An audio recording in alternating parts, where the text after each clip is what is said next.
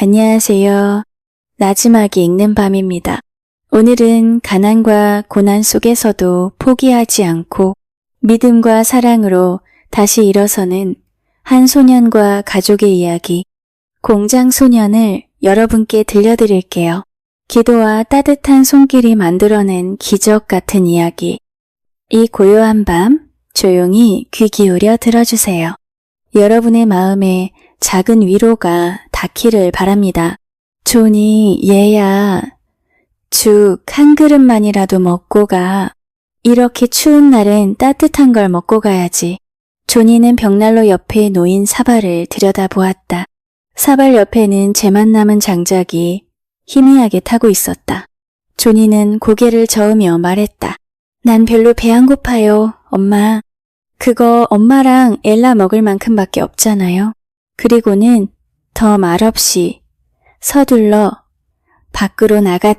공장 종이 울리고 있었기 때문이다. 지각하면 안 된다는 걸 조니는 너무 잘 알고 있었다. 불쌍한 조니. 그 어린아이는 추운 12월 아침 덜덜 떨며 터덜터덜 길을 걸었다. 다른 아이들처럼 발을 번쩍 들고 뛸 수도 없었다. 신발이 너무 커서 발에 맞지 않았고 굽도 다 닳아버려 질질 끌듯이 걷지 않으면 벗겨질 지경이었기 때문이다.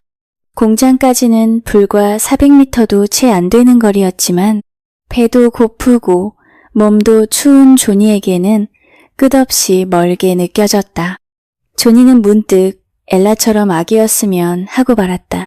하루 종일 침대에 누워 돌아가신 아버지의 외투를 덮고 따뜻하게 있을 수 있다면 얼마나 좋을까 싶었다. 아직 이른 시간이었고 움직이는 사람들은 거의 없었다. 공장 종이 멈추기 전에 들어가려는 남자들과 여자들, 그리고 아이들만이 분주히 걸음을 옮기고 있을 뿐이었다. 조니도 부지런히 발을 옮겼다. 전날 단홉은 늦었다는 이유로 야단을 맞았던 기억이 떠올랐기 때문이다. 조니는 철길을 건너려다 발끝이 무언가에 걸려 휘청했다. 그는 허리를 숙여 그것을 주워 들었다. 그건 은화 1달러였다. 하지만 조니는 그것이 무엇인지 몰랐다. 그런 건 본 적도 없었기 때문이다. 그는 그것이 절제운동, 메달이라고 생각했다. 다른 아이들 목에 걸려 있던 메달을 몇 번 본 적이 있었기 때문이다. 조니의 눈은 기쁨으로 반짝였다. 메달을 갖고 싶다는 생각을 몇 번이나 했던 터라. 그는 공장에 도착하면 실을 꿰어 외투 밖으로 달아야겠다고 마음먹었다. 조니가 일하는 곳은 양말 공장이었다. 조니의 일은 실타래를 기다란 실로에 감는 것이었고 그렇게 감긴 실은 어른 남자들과 큰 아이들이 양말로 짜내는데 사용되었다. 조니는 배고픈 것도 잊은 채 은화에 꿰어 넣은 실에 매듭을 지으려 하고 있었다. 그때 한 젊은 여성이 조니에게 다가왔다. 뭐 하고 있니? 그녀가 물었다. 조니는 반가운 얼굴로 메달을 들어 보이며 말했다. 주웠어요. 그건 달러야. 은화 1달러란다, 조니. 우와, 정말요. 조니가 외쳤다. 이제 새 신발을 살 수 있겠어요? 난 마태 신부님 메달인 줄 알았는데 그래도 전 달러가 더 좋아요. 정말 기뻐요.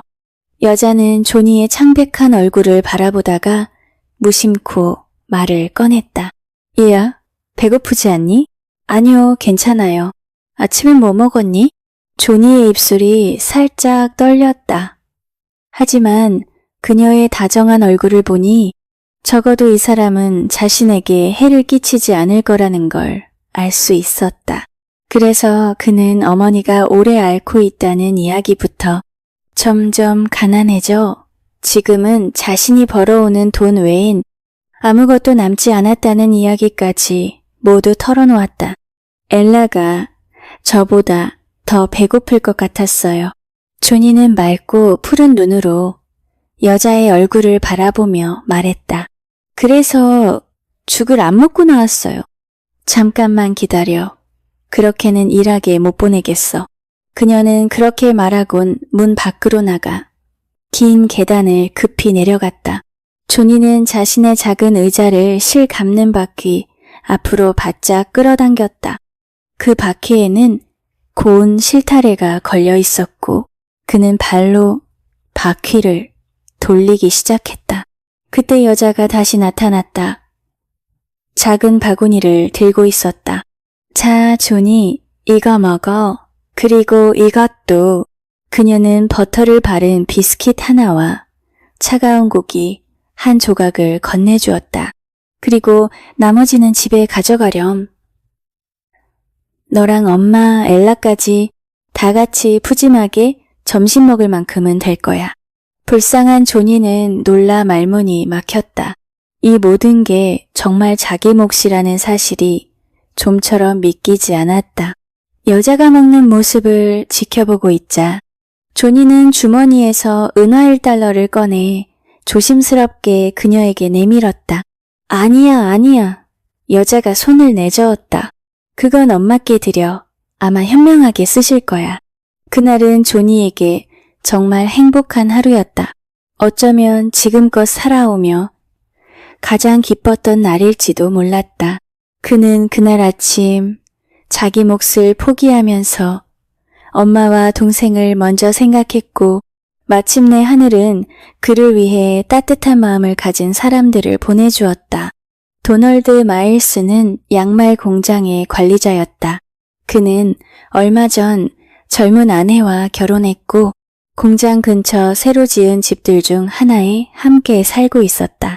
그의 아내는 신앙심 깊은 사람이었고 언제든 기회가 있을 때마다 이웃에게 선한 일을 하려 노력하는 사람이었다.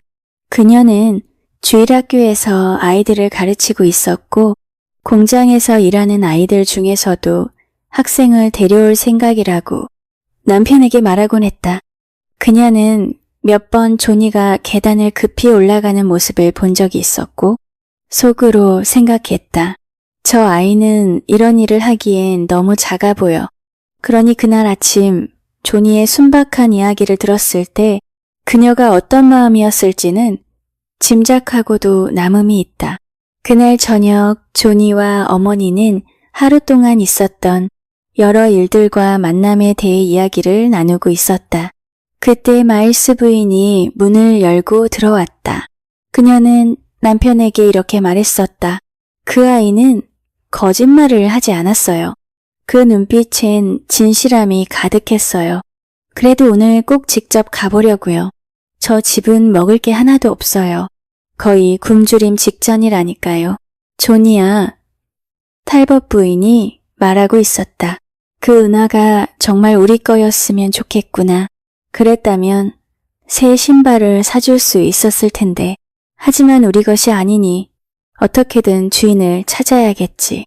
방은 매우 가난했지만 손이 닿는 한 최선을 다해 정갈하게 정리되어 있었다. 방 한 구석 바닥에는 지프로 만든 침대가 있었고 창문 사이엔 기다란 나무 괴짝이, 벽난로 앞에는 허름한 탁자와 그 앞에 놓인 나무 의자 3개가 있었다. 마일스 부인은 이 가난한 여인이 자신의 진심을 믿게 하는데 오래 걸리지 않았다.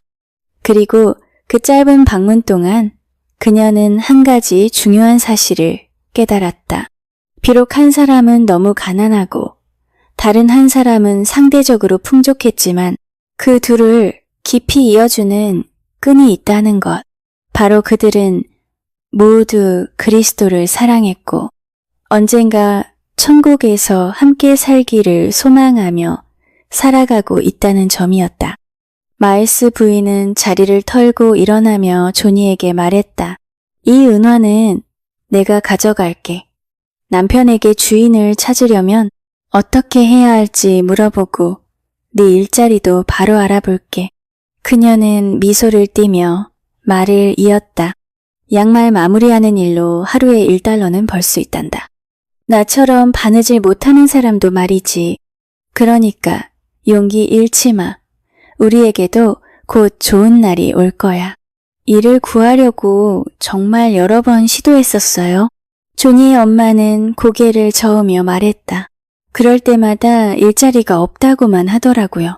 마일스 부인은 고개를 살짝 치켜들며 그런 말로 날 설득할 순 없지요 라는 듯한 표정을 지었다. 그러고는 웃으며 말했다. 그래요. 만약 당신 일자리를 못 구해준다 해도 내 일거리를 가져다 줄게요. 당신이 저보다 훨씬 더 필요하잖아요. 자, 이젠 울지 말아요. 눈만 아파요. 기도하고 편히 쉬어요. 꼭 다시 올게요. 그녀가 문을 닫고 나가자 탈벗 부인은 조용히 눈물을 흘리기 시작했다. 그것은 고통의 눈물이 아니라 가슴속 짐이 내려앉은 듯한 감사의 눈물이었다. 그녀는 조니를 바라보며 말했다. 자, 우리 무릎 꿇고 기도드리자. 이런 좋은 사람을 우리에게 보내주신 하나님께 감사드리자꾸나. 기도를 마치고 자리에서 일어난 조니가 감탄하듯 말했다. 엄마, 아까 먹은 그 빵이랑 버터 진짜 맛있었어요. 그렇게 맛있는 건 처음 먹어봤어요. 그랬지, 얘야. 네 아버지 살아계실 땐 우리 매일 빵에 버터 발라 먹었단다. 다음 날 아침, 조니는 평소처럼 일하러 가는 길에 마음속으로 그 친절한 여인을 계속 찾았다. 하지만 그녀를 다시 만난 것은 점심시간이 되어야 하였다. 길을 따라 걷고 있던 조니는 어느 집 창가에서 창문을 두드리는 소리를 들었다. 고개를 들어보니 마일스 부인이 손짓하고 있었다. 그녀는 수건에 둘둘만 꾸러미를 건네주며 어머니께 드리라고 했다. 그리고 저녁엔 손님이 올 거라고 전해달라고 했다. 과연 그날 저녁 엘라가 무사히 잠들 무렵 소박한 문을 두드리는 소리가 들렸다. 마일스 부인이 들어섰고 그 뒤를 따라 남편도 함께 들어왔다. 조니는 이 신사분을 공장에서만 본 적이 있었다. 그때는 항상 진지한 얼굴로 일꾼들이나 도시에서 온 상인들과 이야기를 나누던 모습뿐이었다. 하지만 지금은 전혀 달랐다. 그의 젊은 아내가 과부에 대한 안타까운 이야기를 들려주었고 그는 그 이야기를 마음에 담고 도움의 손길을 내밀기 위해 찾아온 것이다. 오늘 운이 좋았다면서 조니? 은화를 주었다지? 그는 말하며 주머니에서 은화를 꺼냈다. 내가 여기저기 알아봤지만 이 돈을 잃어버렸다고 나서는 사람이 없더구나. 그러니 너도 마음 편히 가져도 되겠어. 조니는 화난 얼굴로 감사의 뜻을 전했다. 무엇을 사고 싶니? 신발이요, 아저씨. 좋아, 그럼 신발 가게로 가자꾸나. 그래요. 부인도 웃으며 말했다. 그동안 나는 탈벗 부인에게 양말 마감하는 법을 가르쳐 드릴게요. 조니와 함께 신발 가게를 향해 걸어가는 동안 마일스 씨는 어린 동행에게 점점 더 깊은 관심을 갖게 되었다. 그 아이에게는 놀랄 만큼 총명함이 있었고 누군가에게 잘 가르침을 받았음이 분명해 보였다. 마일스 씨는 아내의 말에 전적으로 동의했다. 이 아이에게 학교에 다닐 기회가 없다는 건 정말 안타까운 일이었다. 가게에 도착하자 그는 웃으며 말했다. 좋은 물건 보여주세요. 물도 안 들어오는 튼튼한 구두 한 켤레 필요합니다. 이 아이 거요? 상인이 조니를 가리키며 물었다. 네, 이 아이 겁니다. 지금 꼭 필요한 상황이거든요. 장화가 더 낫겠네요. 그렇겠죠. 마일스 씨의 눈빛에 장난기 섞인 반짝임이 돌았다. 그는 재미있는 생각이 떠오른 듯 줄에 꿰어 돌리던 조니의 은화를 조용히 조끼 주머니에 넣고는 진열대 위에 놓인 장화들을 하나하나 유심히 살펴보기 시작했다. 이게 괜찮겠군요. 마침내 한 켤레를 들며 물었다. 가격이 얼마죠? 3달러입니다. 보장할 수 있어요. 주문 제작한 거라 품질은 확실합니다. 원래 어떤 아이 엄마가 주문했는데 사이즈가 작아서요. 맞았더라면 5달러는 받았을 거예요. 확실히 아주 좋은 장화네요. 양말로 치면 최고 등급이겠어요. 그러고는 말을 이었다. 내가 제안 하나 하죠. 이 꼬마는 과부의 아들입니다. 내 아내가 그 집을 처음 찾았을 때는 먹을 게 단 한 조각도 없었어요. 그런 처지를 상상이나 해보세요. 믿음 좋은 기독교인이지만 남편의 죽음과 본인의 긴 병치레로 가진 걸 다 잃었지요. 나는 가격의 절반을 내고 나머지 절반은 당신이 맡아주는 게 어떻겠습니까? 저는 그렇게까지는 못해요. 이미 2달러나 깎아준 거라니까요. 잠깐만요. 마일스 씨가 부드럽지만 단호하게 말했다.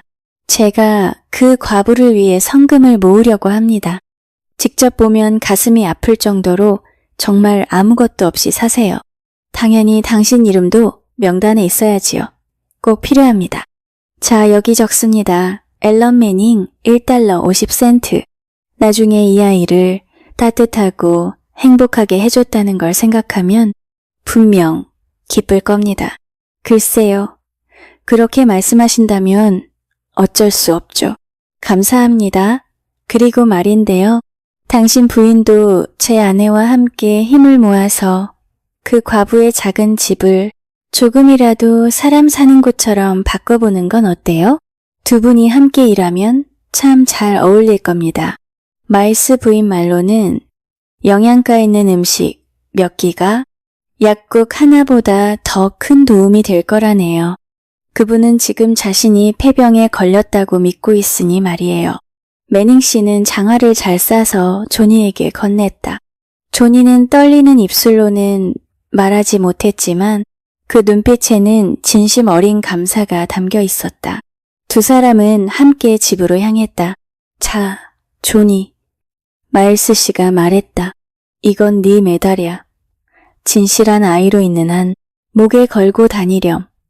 거짓말을 처음 하게 되는 날이 오면 그때 나한테 돌려주거라. 전 거짓말 못해요, 아저씨. 엄마가 그러셨어요. 하나님은 거짓말하는 사람을 미워하시고 진실을 말하는 사람은 기뻐하신다고요. 그래, 정말 옳은 말이야. 자, 다 왔구나. 마일스 부인은 남편의 목소리를 듣고 문을 열며 다정한 말투로 말했다. 제가 배우는데 걸린 시간의 절반 만에 그분이 바느질 법을 익히셨어요. 남편은 자랑스럽게 아내의 불그스름한 볼을 톡 건드렸다. 아마 그는 자기 아내가 얼마나 사랑스러운 사람인지 새삼 느끼고 있었을 것이다. 그리고 조니가 장화에 얽힌 이야기를 들려주자 마일스 부인도 속으로 이렇게 생각했을 것이다. 정말 도널드다운 행동이에요. 저희는 참 고운 마음을 가졌어요. 그리고 나도 메달. 아니, 은화도 가지고 있어요. 엄마, 제가 거짓말을 할 때까지 갖고 있으래요. 그런 날이 절대 오지 않길 바란다. 사랑하는 아가. 그런데 우리에게 이렇게 큰 도움을 준 그분들께 감사 인사는 드렸니? 난 무슨 말을 해야 할지도 모르겠구나. 마음을 다 전할 말이 없어서. 말은 됐어요, 탈벗 부인. 이만 인사드릴게요. 안녕히 주무세요.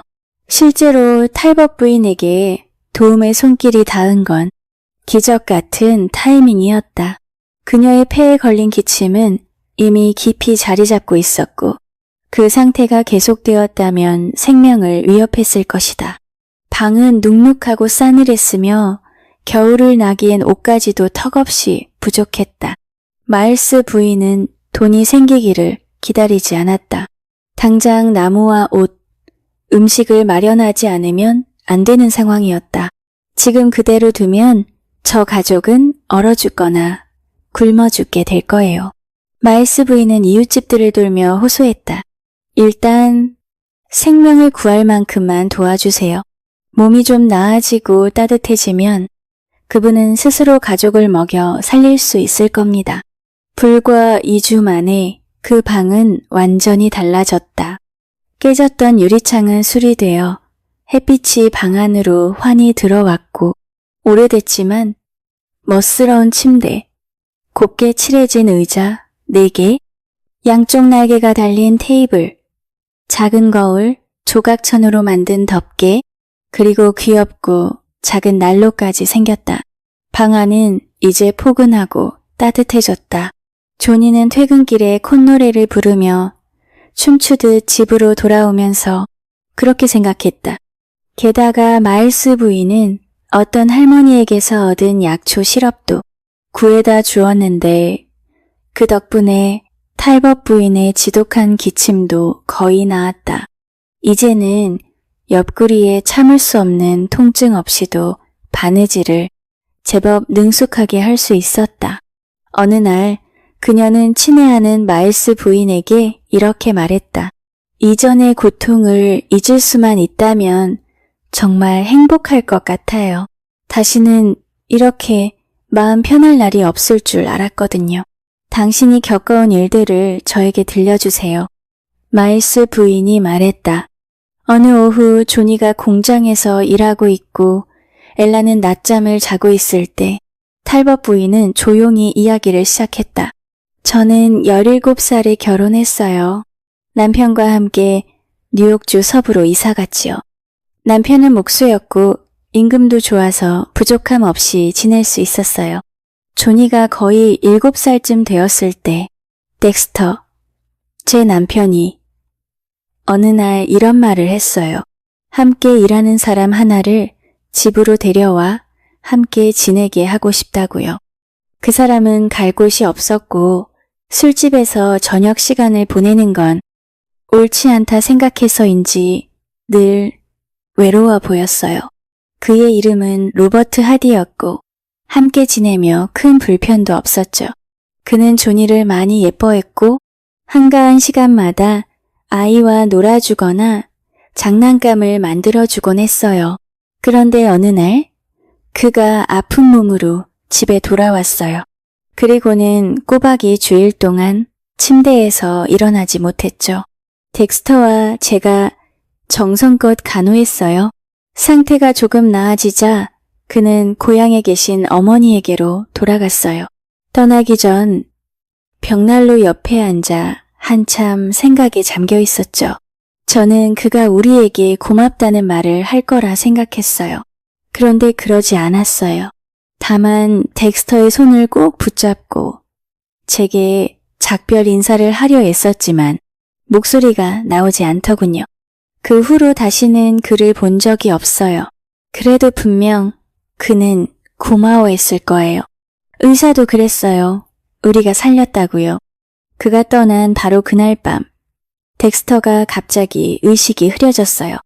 며칠째 감기로 집에 머물고 있었는데 의사가 다시 와보더니 열병이 왔다고 했죠. 아, 정말 끔찍한 날들이었어요. 남편은 날이 갈수록 악화됐고 지금 생각해도 가슴이 찢어져요. 남의 병간호는 정성껏 해놓고 정작 제 남편은 돌볼 수가 없었으니까요. 저도 같은 방 안의 침대에 쓰러져 있었거든요. 제 옆에는 갓난 아기 엘라가 누워 있었고요. 덱스터가 신음할 때마다 그 소리가 제 가슴을 찔렀어요. 그리고 마침내 그가 세상을 떠났을 때 제 희망도 기쁨도 함께 사라져버렸어요. 아무것도 상관없었어요. 그 뒤로 몇 달 동안의 기억은 거의 나지 않아요. 긴 고통의 시간들이었죠.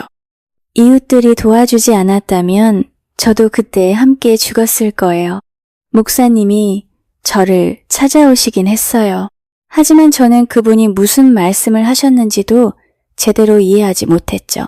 덱스터가 세상을 떠났을 때 은행에 모아둔 돈이 300달러 있었어요. 그중 50달러는 장례비와 상복을 준비하는 데 쓰였고 나머지는 조금씩 줄어들다가 결국 한 푼도 남지 않게 되었죠. 그 무렵 조니가 아팠어요. 저는 그 아이도 죽기를 바랐어요. 우리 모두가 그냥 다 함께 죽었으면 하고 바랐어요. 하지만 시간이 지나면서 저는 문득 이런 생각이 들었어요. 나는 아직 천국에 갈 준비가 안 됐는데 덱스터는 이미 주님 곁에 있겠지. 남편은 예수님을 진심으로 사랑했거든요. 하지만 저는 그렇지 않았어요. 그래서 기도를 시도해 봤어요. 목사님, 사모님이 저와 함께 기도해 주셨고 그분을 통해 저는 예수님께 나아갈 수 있었어요. 그분을 신뢰하는 법을 배웠죠. 하지만 저는 삶에 대해 너무도 무지했어요. 저 자신과 아이들을 위해 어떻게 돈을 벌어야 할지 아무것도 몰랐어요. 그저 부모님 집에 돌아가기만 하면 행복할 것 같았어요. 하지만 거기까지 갈려비도 없었죠. 하나씩 가구를 팔기 시작했고 결국 매일 먹을 끼니조차 자선에 의지하게 되었어요. 그러던 어느 날 마침내 누군가가 제 여비를 마련해 주었고 저는 덱스터의 괴짝 하나에 제 모든 것을 담아 제 인생에서 가장 큰 기쁨과 가장 깊은 슬픔을 모두 겪었던 그곳을 떠났어요. 고향에 도착하니 아버지는 중풍으로 몸을 가누지 못하고 계셨고 어머니는 그 병간호에 지쳐버린 상태였어요. 제 친구 중 한 사람이 이 오래된 집을 소유하고 있었는데 저희에게 쓰라고 내어주셨어요. 공장과 가까운 이 일도 구할 수 있을 거라고 하시더군요. 저도 뭔가 해보려고 했죠. 하지만 감기에 걸려 몸을 가눌 수조차 없었고 그 뒤로도 공장에 가서 여러 번 일을 구해봤지만 일자리를 원하는 사람은 이미 넘쳐난다고만 하더군요. 결국 조니가 그곳에서 일자리를 얻긴 했지만 임금은 너무 적었어요. 그리고 당신이 우리를 찾아내지 않았더라면 아마 우리는 정말 굶어 죽었을지도 몰라요. 그리고 마침내 봄이 찾아왔다. 엘라는 밖에 나가 뛰어놀 수 있게 되었다는 사실에 한껏 들떴다. 마일스 부인이 선물해준 고양이와 함께 새싹 돋은 푸른 잔디밭을 뛰어다니는 건 그 아이에게 세상에서 가장 큰 기쁨이었다.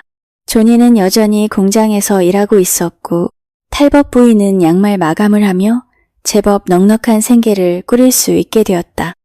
이제 그녀는 엘라의 귀여운 장난을 보며 미소 지을 수 있었고 하루 일을 마치고 돌아온 조니가 공장에서 들은 소식을 전하면 함께 웃을 수 있었다. 조니는 마일스 부인이 맡고 있는 주일학교 반의 학생이었는데 그녀는 조니가 자기 반에서 가장 훌륭한 학생이라고 했다. 조니는 새로운 학생을 2명이나 데려와서 이미 상도 한 번 받았는데 그게 뭔지 아는가? 바로 금속 걸쇠가 달린 새 성경책이었다. 조니는 그것을 무척 자랑스러워했다. 매주 주일이면 그 성경책으로 암송할 구절을 외우고는 붉은 리본 책갈피를 정성스럽게 끼워두었다. 저녁이면 조니가 책을 읽어주고 탈벗 부인은 바느질을 했다. 이제 조니는 글씨 쓰는 법도 배우기 시작했다. 탈벗 부인이 슬레이트 위에 본보기를 써주면 조니는 그 아래에 따라 쓰며 한 줄 한 줄 더 나아지도록 노력했다. 어느 날 조니는 공장에서 돌아오자마자 밝고 들뜬 얼굴로 뛰어들어왔다. 엄마, 엄마, 조니가 외쳤다. 저 학교 다녀요. 이제 일 안 해도 된대요. 아니, 하루 종일은 안 해도 된대요. 마일스 부인이 다 얘기해 놓으셨어요. 그리고 엄마, 오늘 저녁에 마일스 부인 댁에 가면 큰 꾸러미 하나를 받기로 했어요. 마일스 아저씨 코트로 제 새 재킷을 만들어주셨대요. 전에 입던 재킷을 가져가신 게 바로 그 때문이래요. 아, 정말 기뻐요. 그게 정말이니? 탈벗 부인이 외쳤다. 저 진급한데요. 조니가 덧붙였다. 시간당 임금을 받을 거라서 학교 다니면서 틈틈이 일해도 지금이랑 똑같이 벌 수 있대요. 엄마, 마일스 부인 정말 멋지지 않아요? 저녁이 되자 조니는 옷 꾸러미를 받으러 갔고 마일스 부인은 조니의 새 옷이 몸에 잘 맞는지 확인하려고 함께 집까지 따라왔다. 제가 처음 만들어 본 옷이에요. 그녀는 웃으며 말했다. 이렇게 잘 만들어졌다는 게 너무 자랑스러워요. 조니는 마일스 부인의 말에 따라 빙글빙글 돌며 등을 보여주고 어깨를 보여주고 앞면도 보여주었다. 저에게 재단사로서의 타고난 재능이 있는 것 같아요. 마일스 부인이 외쳤다. 양말 만드는 건 이제 그만두고 제 새로운 직업에 몰두해야겠어요. 이 소매 좀 보세요. 멋진 가게에서 산 옷처럼 보이지 않나요? 뭐라고 감사드려야 할지 모르겠어요. 탈벗 부인은 눈물 속에 웃음을 머금고 속삭이듯 말했다. 저도 어떻게든 잘라서 고쳐보긴 했을 거예요. 하지만 엉망이 됐을 가능성이 더 크죠. 그렇게 솔직히 말씀하신다면 저도 고백할게요. 사실 제가 자랑스러워해도 될 만큼 공들였답니다. 그 재킷 몇 번을 뜯었다 꿰맸는지 다시 뜯고 바느질하고 다림질한 게 몇 번인지는 셀 수도 없어요. 결국 마일스 씨의 결혼식 때 입었던 코트를 연구했어요. 특히 소매 부분을요. 그러고 나서야 문제가 뭔지 알겠더라고요. 그래도 그 노력만큼 결과가 좋았으니 꼬박 나흘을 들인 게 전혀 아깝지 않아요. 이 새 옷은 정말 조심히 입을 거예요. 조니가 입을 벌린 채 놀라움과 기쁨을 감추지 못하며 말했다. 조니의 진지한 말투에 두 사람은 웃음을 터뜨렸다. 그때 마일스 씨가 아내를 데리러 집으로 들어왔고 자연스레 주일학교 이야기로 대화가 이어졌다. 부인께 한 가지 부탁드리고 싶은 게 있습니다. 마일스 씨가 일부러 진지한 표정을 지으며 말했다. 우리 아내가 주일학교에서 유아반을 새로 맡고 싶은데 선생님으로 부인을 모시고 싶다고 하네요. 엘라도 이제 엄마랑 같이 다닐 나이가 됐다고 하고요. 제가요? 탈벗 부인은 깜짝 놀라 외쳤다. 제가요? 아, 저는 누굴 가르칠 자격도 없고 능력도 없어요. 저도 그래요. 마일스 부인이 덧붙였다. 하지만 저는 제 구주를 사랑하고 제 주변의 아이들도 그분을 사랑했으면 좋겠다는 마음뿐이에요. 그래서 그분이 얼마나 선하신 분인지 우리를 위해 무엇을 하셨는지를 아이들에게 전하려고 애쓰고 있어요. 그 정도는 하실 수 있지 않으세요? 탈벗 부인은 얼굴이 살짝 붉어지며 조용히 대답했다. 최선을 다해 해볼게요. 그럴 줄 알았어요. 제가 처음 당신 댁을 방문했을 때 문 앞에서 기다리며 들었던 그 옛날 이야기, 조니에게 들려주던 그 달콤한 이야기를요. 그런 이야기만 해주셔도 충분해요. 그날 이후로 저는 여름이 오기만을 기다렸어요. 엘라를 포함해 아이들이 밖에 나올 수 있는 계절 말이에요. 엄마가 사자굴에 던져진 다니엘 이야기도 들려줘요. 조니가 외쳤다. 그리고 감옥에 갇힌 요셉 이야기요. 저 새 성경책으로 직접 읽을 수도 있어요. 작은 회의실 하나가 있는데 꼭 유아반 수업을 위해 지어진 것처럼 딱 맞더군요. 마일스 씨가 제안했다. 다음 주일엔 꼭 그곳에서 뵐 수 있었으면 해요. 마일스 부인이 덧붙였다. 제가 할 수 있는 최선을 다해볼게요. 탈벗 부인은 조심스럽게 대답했다. 그리고 분명 그 일이 점점 좋아질 것 같아요. 당신이 조니의 첫 등교 아침을 볼 수 있었다면 얼마나 좋았을까요? 그의 얼굴은 비누와 물로 닦을 수 있는 한 가장 깨끗했고 넓은 이마에는 머리카락이 가지런히 정리되어 있었으며 눈은 별처럼 반짝였고 입가엔 환한 미소가 가득했어요. 조니는 마일스 부인이 선물해준 새 옷을 입고 깨끗한 리넨 칼라를 목에 둘렀다. 한 손에는 점심이 담긴 작은 양철통을 들고 다른 팔 아래에는 철자책과 일기책, 그리고 슬레이트를 옆에 끼웠다. 조니는 마일스 부인 댁에 들러 연필을 받아가기로 되어 있었기 때문에 집을 나서며 어머니에게 인사를 하고 뒤따라 들려온 목소리도 들었다. 착한 아이가 되어라. 조니야. 말썽꾸러기 애들한테 휘둘려서 공부 놓치지 말고. 조니는 서둘러 발걸음을 옮겼다. 좋은 자리에 앉으려면 일찍 가야 했다. 오늘은 학기 첫날이었고 일찍 온 아이들이 먼저 자리를 고를 수 있다. 마일스 부인은 문 앞에서 조니를 반겼다. 손엔 길고 뾰족하게 깎인 슬레이트용 연필이 들려 있었고 조니를 머리끝부터 발끝까지 살펴보더니 흐뭇한 표정으로 말했다. 아주 멋지구나, 조니. 정말 자랑스럽다.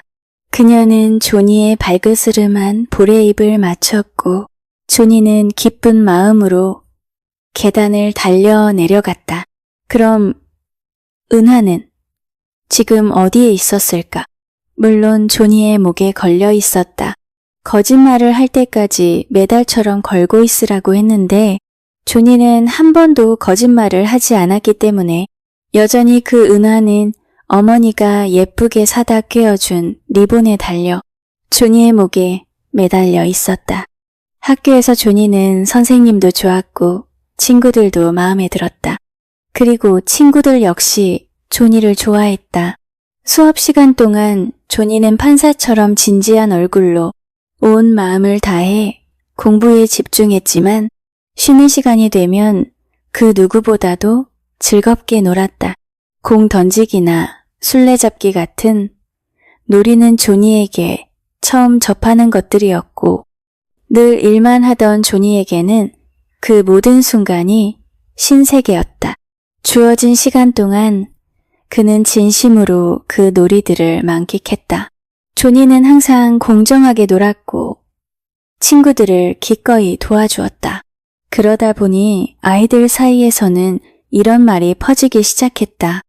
야, 속이지 마. 조니 탈버처럼 공정하게 하자. 이 말은 조니의 친구들에게 무엇보다 더 기쁜 일이었다. 물론 조니가 공부를 잘하고 친구들 사이에서 인기가 많은 것도 자랑스러웠지만 그보다 더 중요한 건 그가 하나님께서 기뻐하실 만한 행동을 하려고 노력하고 있다는 사실이었다. 집에서도 조니는 처음 우리가 알던 그 아이 그대로였다. 어머니와 엘라를 위해 자기 즐거움을 기꺼이 양보할 줄 아는 마음도 여전했다. 예전 온 식구가 나눠 먹을 죽이 부족하다는 걸 알고 자기 몫을 내려놓았던 그때처럼 말이다. 짐작하셨겠지만 조니는 매우 바쁜 아이였다. 날이 조금 밝기만 하면 일어나 어머니와 마일스 부인이 우유를 사는 농장으로 가장 먼저 향했다.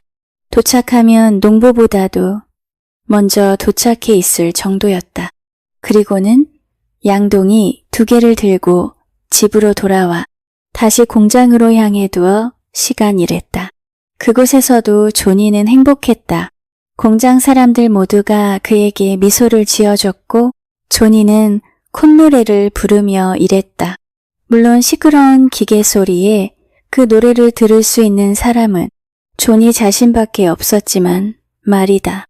마을 시계탑이 8시를 알리면 조니는 집으로 달려와 급히 아침을 먹고 세수하고 학교 갈 준비를 마쳤다. 딱 학교 갈 시간에 맞춰 준비가 끝나는 거였다. 학교 수업이 끝난 뒤엔 다시 옷을 갈아입고 해가 지기 전까지 3시간 더 공장에서 일했다. 그렇게 조니의 여름은 행복하게 지나갔다. 물론 가끔은 다른 아이들이 산으로 밤을 지우러 가거나 들판에서 연을 날리는 소리가 들려올 때면 잠깐 동안 나도 부자였으면 좋겠다는 생각이 스치곤 했다. 그랬다면 그런 시간들을 함께 할 수 있었을 테니까. 하지만 조니는 그런 마음을 오래 품지 않았다. 하나님께서 자신에게 얼마나 많은 은혜를 베푸셨는지를 알고 있었고 하늘 아버지께서 언제나 자신의 유익을 위해 모든 일을 계획하신다는 믿음이 있었기 때문이다. 어머니는 요셉이 장차 높은 자리에 오르도록 하기 위해 하나님께서 감옥에 넣으셨던 일에 대해 조니에게 이야기해 주었다. 그리고 하나님은 언제나 그분을 사랑하고 신뢰하는 이들을 지켜보신다고 말해 주었다. 집에서는 여유가 많진 않았지만 조니는 엘라를 기쁘게 해주기 위해 애썼고 그 덕분에 엘라는 오빠를 얼마나 그리워하는지 마당에 나가 꽃과 풀을 한가득 앞치마에 담아 사랑하는 조니 오빠를 맞이하러 달려나가곤 했다. 조니의 부지런함과 어머니의 수입 덕분에 작은 집의 가족은 여름 내내 꽤 넉넉하게 지낼 수 있었다.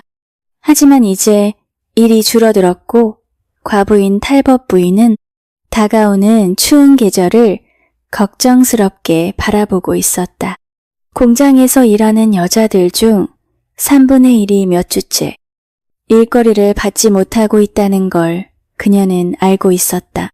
자신에게 일감이 꾸준히 들어오는 것도 사실은 마일스 부인의 지속적인 도움 덕분이었다.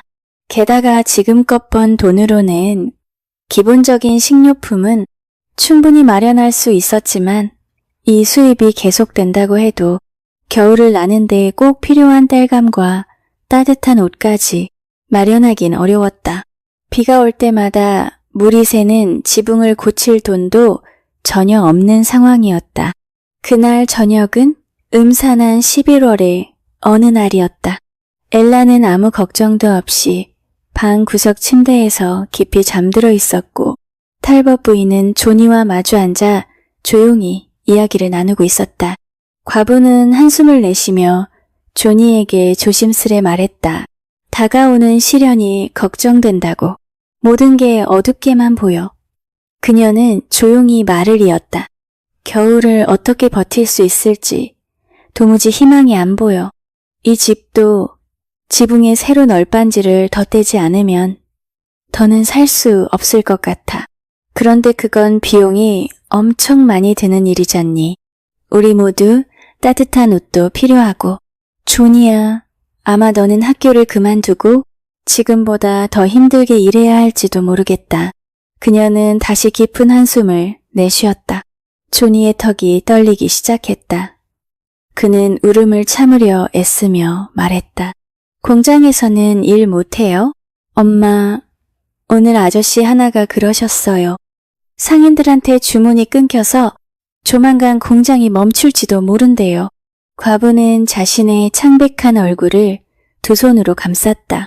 그럼 우리 굶게 되겠구나. 그녀는 고통에 찬 목소리로 외쳤다. 아, 내 아버지만 살아계셨더라면. 그녀는 탁자에 몸을 기대며 참았던 눈물을 쏟아냈다. 엄마! 조니는 눈가를 소매로 훔치며 조심스럽게 말했다. 엄마, 예전에 우리한테 말씀하셨잖아요. 하늘 아버지는 이 세상 어떤 아버지보다도 우리를 더 사랑하신다고요. 우리가 기도하면 도와주시지 않을까요? 엄마, 제발 그렇게 울지 마세요. 하나님은 지금 우리 상황도 다 알고 계실 거예요. 전에 우리가 굶주릴 때도 지켜주셨잖아요. 조니야, 조니야. 과부는 떨리는 목소리로 말했다. 내가 잘못했구나. 오늘 하루 종일 하나님을 의심했어. 그래, 내 아이야. 하나님은 선하시고 자비로우시고 약속을 반드시 지키시는 분이지. 나 같은 약하고 부족한 사람한테도 우리가 다시 기도하자. 그리고 믿자. 벌써 마음이 한결 가벼워지는 것 같아. 하나님은 우리에게 걱정을 맡기라고 하셨는데 나는 그걸 혼자 끌어안고 있었어. 자, 조니야, 우리 함께 기도하자. 그들은 벽난로 앞에 함께 무릎을 꿇었다. 가슴이 벅찬 탈벗 부인은 하늘 아버지께 감사의 기도를 드렸다. 그 소중한 아들이 믿음을 잃지 않고 자신이 하나님을 의심했던 그 순간에도 흔들리지 않았다는 사실에 감사했다. 이전에도 자신들을 지켜주셨던 하나님의 보호하심에 다시 한번 감사드리며 성경 속 그 약속을 붙들었다.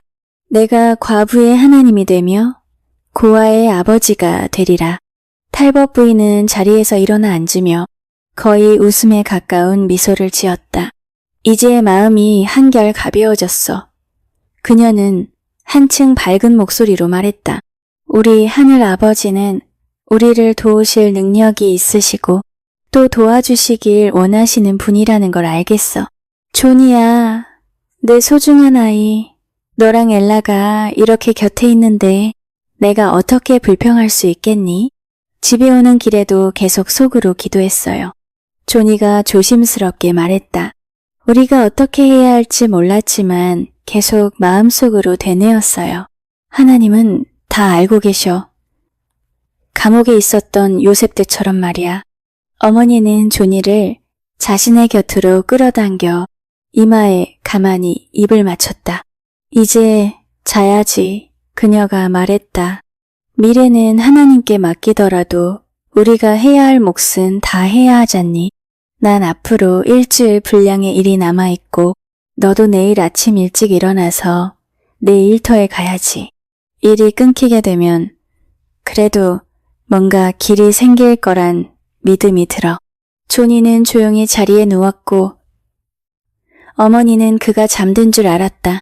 그녀는 성경을 펴고 몇 장씩 읽으며 하나님의 약속 속에서 위로를 얻고 있었다. 그런데 잠시 후 조니의 목소리가 들려왔다. 엄마, 내 은하 있잖아요. 그걸로도 꽤 많은 걸 살 수 있을 거예요. 그래 알지. 어머니의 목소리가 떨렸다. 그녀는 그 은하가 조니에게 얼마나 소중한지를 누구보다 잘 알고 있었다. 마일스 씨도 여러 번 그 은하를 확인하며 말했었다. 혹시 잃어버리진 않았나? 아니면 자격을 잃은 건 아닌가 싶어서 말이죠. 탈벗 부인은 마음속으로 결심했다. 그 은하만은 다른 모든 것을 다 잃은 다음에야 비로소 손을 댈 수 있는 마지막 수단이라고. 이틀 뒤 조니는 밝은 얼굴로 달려와 외쳤다. 엄마, 마일스 부인 돌아오셨어요. 저 봤어요. 저한테 손짓해서 집 안으로 들어오라고 하시더니. 엄마, 거기서 뭘 봤게요? 지금까지 본 것 중에 제일 귀여운 아기였어요. 그리고 엄마 보고 당장 오시래요. 그리고 또 조니의 말을 듣던 탈벗 부인은 그를 끊고 말했다. 그거 정말 반가운 소식이네. 지금 바로 다녀와야겠다. 엘라도 데려가야지. 그러면 내가 머무르며 도와드릴 수 있을 거야. 조니야, 빨리 불 피우고 엘라 모자 챙겨줘. 탈벗 부인이 도착해 따뜻한 포옹을 나눈 뒤 최근의 근심을 털어놓자 마일스 부인은 이렇게 외쳤다. 당신 걱정을 조금 하긴 했어요. 그런데 결국엔 다 잘 풀릴 거라 믿어요. 그 사랑스러운 조니. 제 아들도 그 애처럼 자라면 얼마나 좋을까요? 그러면서 품에 안은 아기를 꼭 안았다. 공장이 정말 멈추게 된다면 저희는 겨울 동안 제 아버지 댁으로 갈 예정이에요. 우리 모두에게 쉽지 않은 결정이지만 이 또한 최선의 길이길 믿어야겠지요. 남편 말로는 앞으로 일주일 안에 확실히 알 수 있을 거래요. 그때까지 주문이 안 들어오면 정말 문을 닫아야 한다고 하더라고요. 탈벗 부인은 불안한 얼굴을 감추려 아기를 품에 안고 쓰다듬기 시작했다. 그러다가 곧 미소를 지으며 조용히 말했다. 그래도 우리는 감사해야 해요. 우리 인생의 모든 일을 주관하시는 분이 계시고 그분이 바로 우리를 자녀라 부르시는 아버지라는 사실이 얼마나 위로가 되는지 몰라요. 그해 겨울은 예년보다 일찍 찾아왔다. 학교에서 달달 떨며 집으로 달려가는 길, 조니는 거의 모든 집마다 겨울을 준비하는 모습을 볼 수 있었다. 어느 집 앞에는 장작더미가 쌓여 있었고 또 어떤 집 앞에는 커다란 석탄 무더기가 놓여 있었다. 따뜻함과 포근함이 느껴지는 광경들이었다. 이틀만 지나면 공장 운영에 대한 중요한 결정이 내려질 예정이었다. 만약 마일스 부인이 떠나게 된다면 그들은 참 막막해질 터였다. 앞으로 어떻게 살아갈 수 있을지 오직 하나님만이 아실 것이었다. 그날 저녁, 조니는 공장에서 돌아오며 이런저런 생각을 했다. 그리고 마음을 달래기 위해 좋아하는 찬송가를 조용히 흥얼거리기 시작했다. 약속의 땅에 계신 나의 아버지. 그가 집 위에 있는 골목길에 접어들었을 때 창문에서 환하게 퍼져나오는 불빛에 놀랐다. 하지만 집 안의 풍경을 보고는 더 큰 놀라움을 느꼈다. 집 안가운데에는 하나뿐인 식탁이 놓여 있었고 그 위에는 조니가 여태껏 본 적 없는 풍성한 음식들이 가득 차려져 있었다. 어머니는 부지런히 이리저리 움직이며 전을 부치고 있었고 동시에 벽난로 옆에 앉아있는 잘 차려입은 남자와 대화를 나누고 있었다. 그 남자의 무릎 위에는 엘라가 편안하게 앉아있었다. 당신이 제일 좋아하던 음식 잊지 않았어요. 어머니는 장난기 섞인 미소로 말했다. 호밀전이 당신 취향이었잖아요. 덱스터는 메밀전을 좋아했고요. 아, 저기 조니가 왔군. 낯선 남자가 손을 내밀며 외쳤다. 나 기억나니? 그는 바로 오래전 탈벗 부인과 그녀의 남편이 간호했던 그 남자였다. 그 후로는 소식이 끊겼던 사람이었다. 그는 말했다. 탈벗 부인을 찾기 위해 일주일 동안이나 수소문했고 이제 그녀와 아이들을 돌보겠다고. 저녁 식사가 끝난 뒤 그는 엘라를 안아 재우고는 아이를 잠시 더 품에 안고 싶다며 말했다. 드릴 말씀이 있어요. 그는 이야기를 시작했다. 제가 떠날 때 사실 완전히 회복된 건 아니었어요. 고맙다는 말을 하려고 했지만 도저히 말이 안 나왔어요. 가슴이 벅차서요. 그리고 나서 덱스터가 세상을 떠났다는 소식을 들었을 때 저는 형을 잃은 것 같았어요. 그 다음 제가 한 일은 당신과 아이들의 형제가 되기로 결심한 거였어요. 정말 열심히 일했고 한 푼 한 푼 아꼈어요. 물론 돈이 당신들이 저를 돌봐준 은혜를 갚을 수는 없다는 걸 알지만 언젠가 도움이 필요할 수도 있겠다는 생각이 들었어요.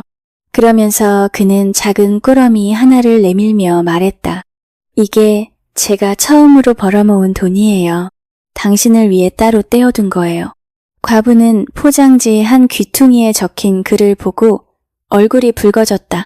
그곳에는 $200라고 적혀 있었다. 좋은 일자리를 얻었고 일도 잘 풀렸어요. 병상에 있을 때 조니가 가르쳐준 기도를 매일 반복하며 살았고 하나님께서 그 기도에 응답해 주셨어요. 저 자신에게 구세주가 필요하다는 걸 깨달았고 성경 속에 약속된 그분을 기꺼이 받아들였어요. 편지도 여러 번 보냈어요. 예전 살던 집 주소로 말이죠. 하지만 답장이 없더군요. 결국 더는 기다릴 수 없겠다는 생각이 들어 모든 일을 정리하고 당신을 직접 찾으러 나섰어요. 진작 출발할 걸 그랬어요. 하나님의 때가 가장 좋은 때예요. 과부는 눈물 어린 목소리로 속삭이듯 말했다. 이윽고 하디 씨는 조니에게 성경을 가져오게 하고 함께 말씀을 읽고 기도하는 시간을 가졌다. 다음날 아침 과부가 이른 시간에 일어났지만 그보다 먼저 하디 씨가 일어나 있었다.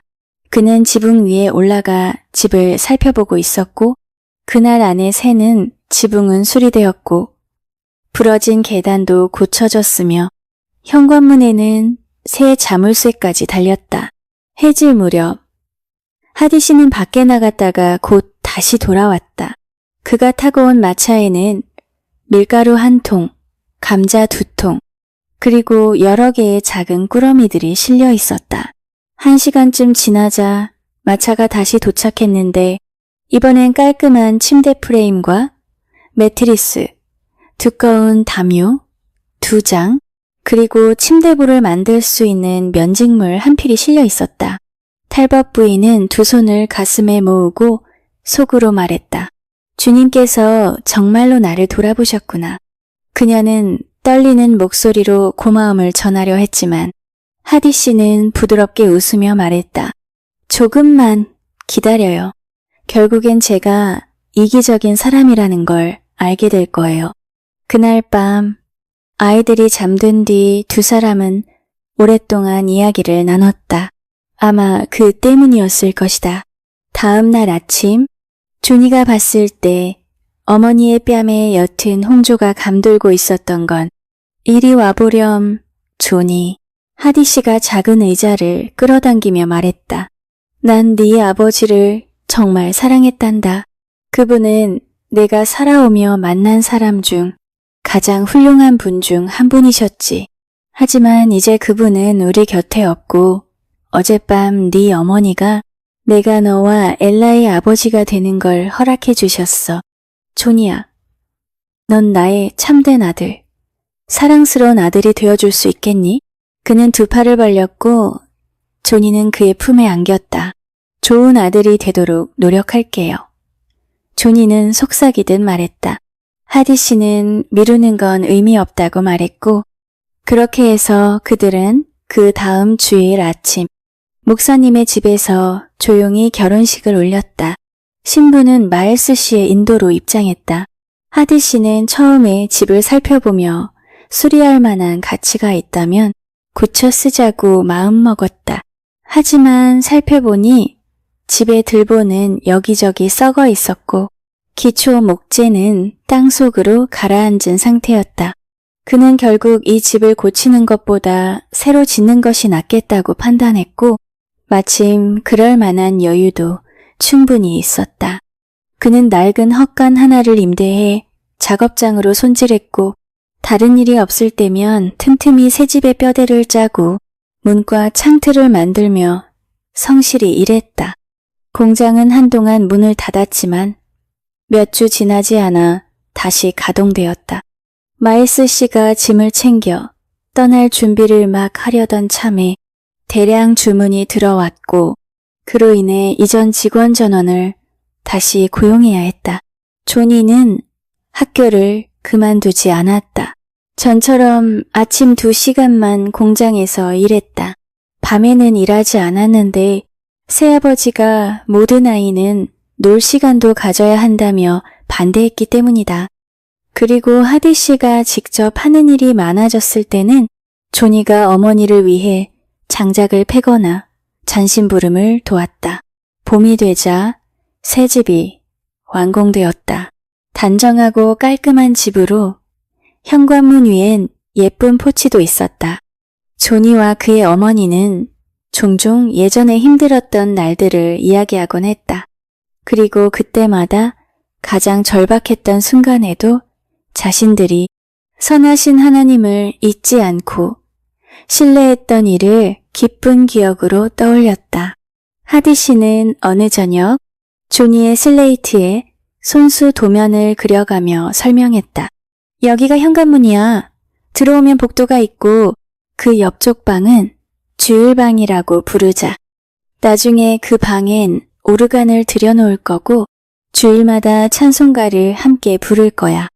조니는 기쁨에 겨워 깍 소리를 질렀고 엘라는 물었다. 나도 노래해도 돼요? 그럼 물론이지. 우리 귀여운 아가. 하디 씨는 부드럽게 웃으며 말을 이었다. 이제 복도 반대편에는 우리가 생활하고 식사하게 될 방이 있어. 그리고 복도 뒤쪽엔 큰 벽장이 하나 있는데 거기엔 선반과 서랍을 짜 넣어서 네 어머니가 접시나 살림살이들을 예전 집처럼 예쁘게 정리하실 수 있도록 할 거야. 그는 아내를 바라보며 따뜻하게 웃었다. 덱스터랑 내가 일 마치고 집에 돌아왔을 때 그 방이 얼마나 아늑했는지 지금도 기억나. 그때 나는 속으로 생각했지. 나도 언젠가 덱스터처럼 누군가의 보살핌을 받을 수 있다면 세상에서 제일 행복한 사람이 될 거야 라고 말이야. 그리고 저쪽엔 부엌이랑 창고도 있을 거고. 존이, 넌 거기서 장작을 자르고 쌓는 일을 맡게 되겠지. 엘라도 자기 몫의 일이 있어야지. 여기에 닭장이 생길 거야. 엘라는 거기서 병아리들 먹이를 챙기고 하얀 달걀도 찾아야 해. 그리고 위층엔 방이 4개나 있을 거고 복도 위에는 작은 방도 하나 있을 거야. 엄마가 울고 있어요. 엘라가 갑자기 무릎에서 벌떡 일어나 외쳤다. 정말 꿈만 같구나. 너무 행복한 꿈이야. 하디 부인은 조용히 말했다. 불과 몇 주 전만 해도 우리는 가진 게 아무것도 없었고 어디에 도움을 청해야 할지조차 몰랐잖니. 그치만 우리 하나님께 기도했잖아요, 엄마. 그리고 하나님이 그 기도를 들으셨어요. 그래서 하디 아저씨를 우리한테 보내신 거 아닐까요? 이렇게 공장, 소년의 이야기가 끝이 납니다. 작은 믿음이 큰 기적으로 이어지고 따뜻한 마음이 또 다른 사랑을 불러오는 길, 그 길 위에서 조니와 그의 가족이 마침내 평화를 찾았듯 이 이야기가 여러분의 마음에도 잔잔한 온기를 남기길 바랍니다. 오늘도 끝까지 들어주셔서 감사합니다. 다음 이야기로 다시 찾아뵐게요. 편안한 밤 되세요.